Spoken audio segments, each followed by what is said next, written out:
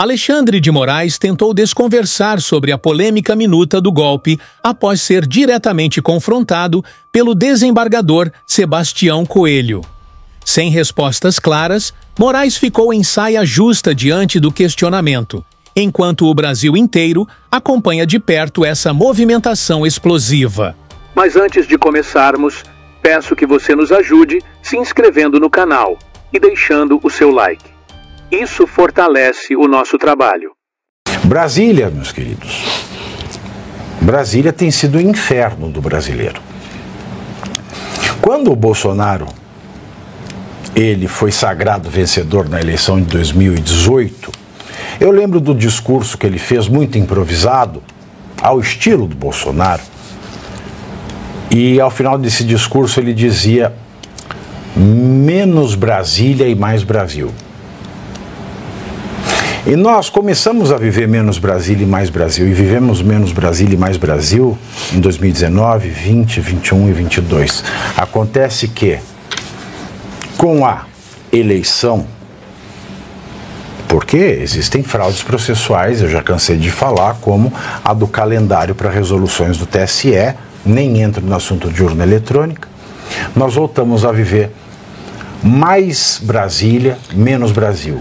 Mais Brasília, menos São Paulo, mais Brasília, menos Minas, mais Brasília, menos Rio Grande do Sul, mais Brasília, menos Rio de Janeiro, mais Brasília e menos qualquer estado desta federação de mentira. Federação porque fede e não porque é composta de estados federados.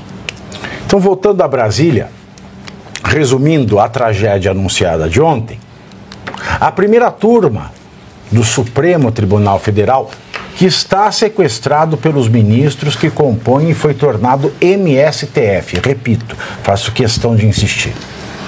Essa turminha, por unanimidade, né, ela aceitou a denúncia da Procuradoria-Geral da República contra mais 6 investigados por coordenarem o tal do suposto de golpe de Estado, piriri pororó. Com a aceitação da denúncia da PGR, se tornaram réus Silvanei Vasquez, ex-diretor-geral da Polícia Rodoviária Federal, Marcelo Costa Câmara e Felipe Martins, que são ex-assessores de Bolsonaro, Marília Ferreira de Alencar e Fernando de Souza Oliveira. Delegados da Polícia Federal e Mário Fernandes, que é ex-secretário executivo da Secretaria-Geral da Presidência. Durante o julgamento de ontem, o advogado nosso é um herói brasileiro, eu faço questão de dizer isso. É um herói porque eu conheço o seu caráter, é uma pessoa que vive com humildade, é uma pessoa que se preocupa mais com os valores transcendentais, como moral, como respeito, como justiça, como Deus, do que com valores financeiros. Por isso ele é um herói. O advogado Sebastião Coelho, que representa Felipe Martins na ação, perguntou pelo paradeiro da chamada minuta de golpe. Vocês lembram que quando eu analisei aqui o protocolo das denúncias, eu falei para vocês, eu li tudo aquilo, né, quase 2.000 folhas, e não achei a minuta do golpe. Fala-se tanto do golpe, da minuta do golpe, não tem a minuta do golpe. O Sebastião Coelho, corajoso, como todo herói, o que me alegra e ao mesmo tempo me preocupa, ele perguntou, tá, mas e a minuta do golpe? Que vocês falam tanto, mas não tá lá. E o Alexandre de Moraes fez o Paulo Maluf. Sabe o que é fazer o Paulo Maluf? Você faz uma pergunta, ele responde o que ele quer, você insiste na pergunta e ele continua insistindo numa resposta que não tem nada a ver com a pergunta, tá? Vamos ver esse trecho. Sobre a questão da materialidade como requisito inicial para apurar e os indícios. Mas com relação à minuta que Vossa Excelência faz referência agora, salvo se nós passamos batido de toda a análise que fizemos do processo ao longo de todo esse tempo, em qual parte do processo está essa minuta do golpe? Nós vamos chegar lá. Ela não está... Aguarde é a do Marocide. Nós vamos chegar lá, não. Tá? Ok, só para deixar claro. Obrigado, senhor presidente. Nós vamos chegar lá. Nós vamos chegar lá.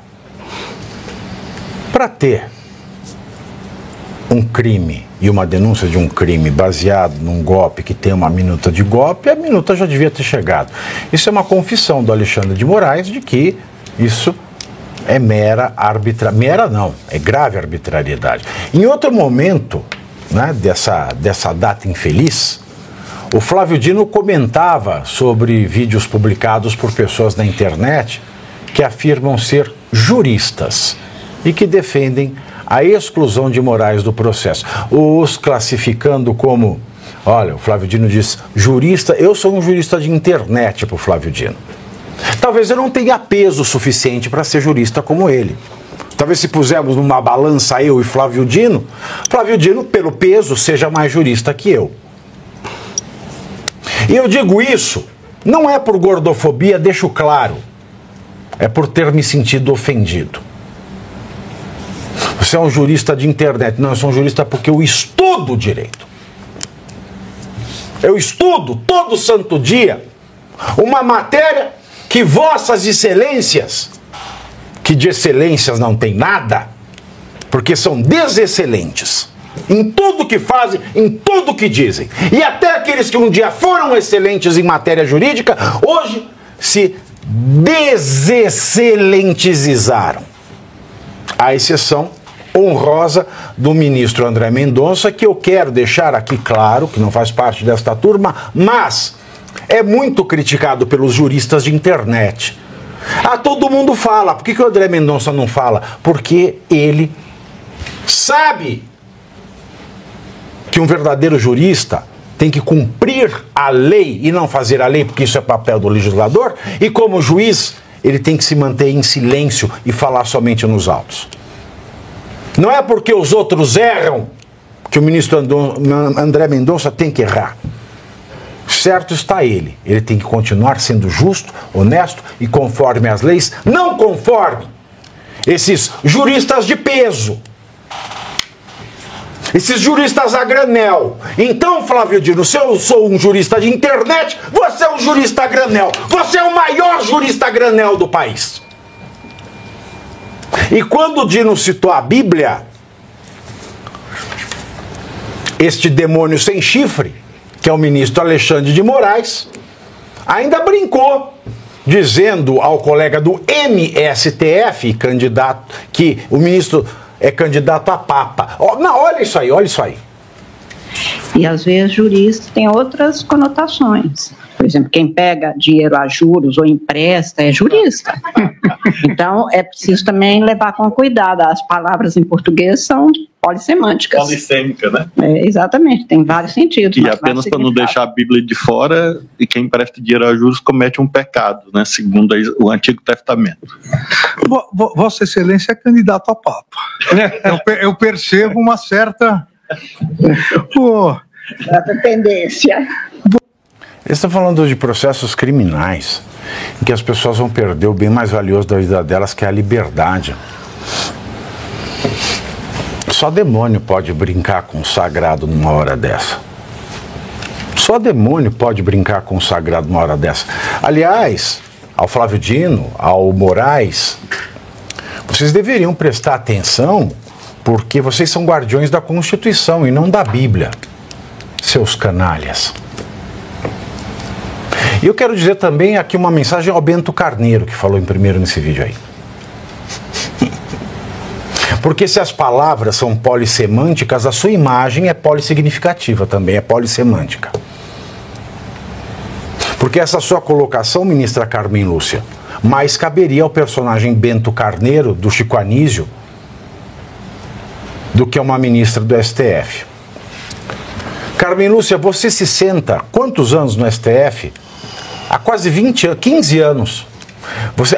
18 anos você se senta no plenário do STF à frente de Antônio Dias Toffoli. Antônio Dias Toffoli não tem uma pós, não tem um mestrado, não tem um doutorado. Foi conduzido ao cargo de ministro sem um livro, um artigo escrito, sem uma atividade de docência. Foi a chave de abertura da porta do inferno do fim do notável saber jurídico no STF. E você nunca disse isso a ele.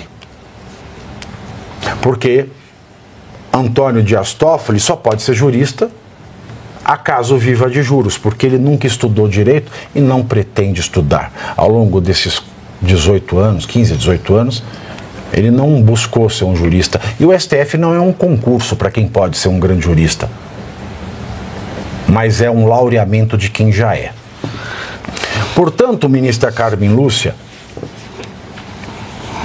e aliás, vale dizer, a ministra Carmen Lúcia, ao lado de outro ministro que eu prefiro não citar o nome, dos 11 ministros do STF, é a única ministra ao lado deste, que eu prefiro não dizer o nome, que não aceita sequer pegar um elevador com pessoas que não sejam ministros no STF, que se sentem deuses.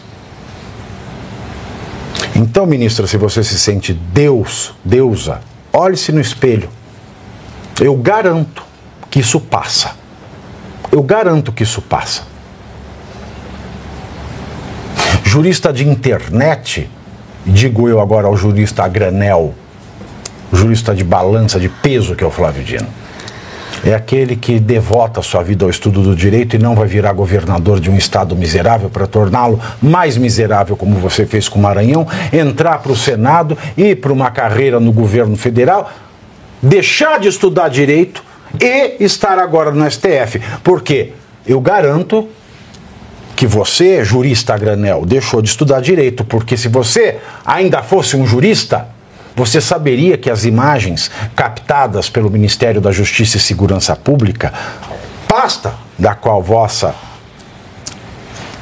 jurisgranelescência era titular, saberia que teria que guardar essas imagens e entregar para a investigação, especialmente porque o seu número 1, o Capelli, era o interventor federal.